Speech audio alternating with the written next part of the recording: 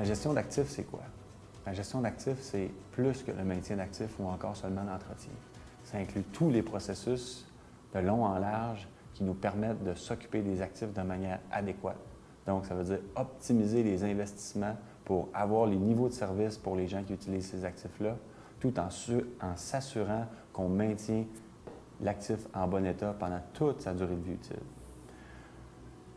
Dans les sociétés développées qu'on est présentement, beaucoup d'actifs ont été construits dans les années 50-60, donc ont maintenant 50 et 60 ans, sont dans une phase avancée de leur vie. Et il y a plusieurs de ces actifs-là, on parle de routes, bâtiments, ponts, quoi que ce soit, qui sont maintenant dans des états relativement peu fiables.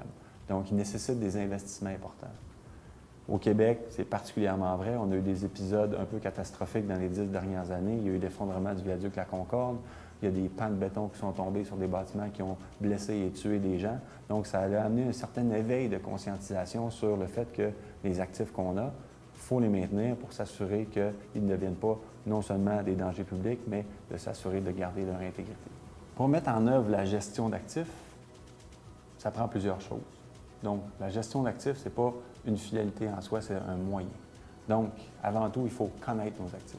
Pour connaître nos actifs, on a besoin d'informations sur ceux-ci. Pour avoir de l'information, il faut transformer des données, leur donner un contexte pour ajouter de l'information. Donc, si on veut avoir de l'information sur l'état de nos bâtiments ou de nos infrastructures, il faut aller collecter cette information-là. Le plus souvent, ça se fait sous forme d'inspection ou d'audit. Donc, une fois que l'inspection a été collectée, on essaie de la transférer, idéalement dans une base de données, pour pouvoir avoir accès à cette information-là et avoir différents indicateurs qui nous permettent éventuellement de prendre des décisions. Ces informations-là ne sont pas suffisantes. Ça nous prend de l'information plus financière qui nous permettent éventuellement de faire des projections économiques dans le temps pour savoir combien qu'on aurait investi pour maintenir nos actifs. Par la suite, c'est bien beau savoir, mais d'habitude, on a beaucoup de besoins. On a beaucoup de besoins, beaucoup d'investissements à faire, mais l'argent qu'on a disponible est limité. Donc, il faudra faire des choix. Faire des choix, ça veut dire prise de décision.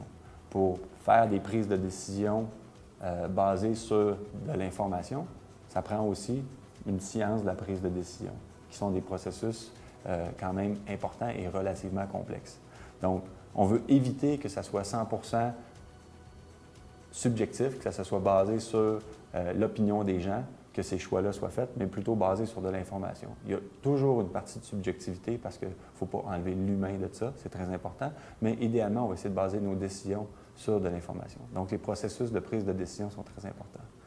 Ensuite, on veut gérer le cycle de vie complet de nos actifs. Donc, la construction, une fois que l'actif est là, très important, évidemment.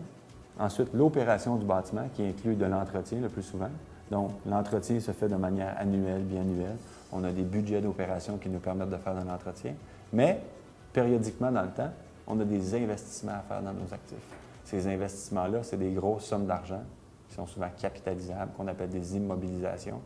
Puis, c'est celles-ci qu'on doit planifier dans un horizon à long terme, des horizons stratégiques qu'on appelle.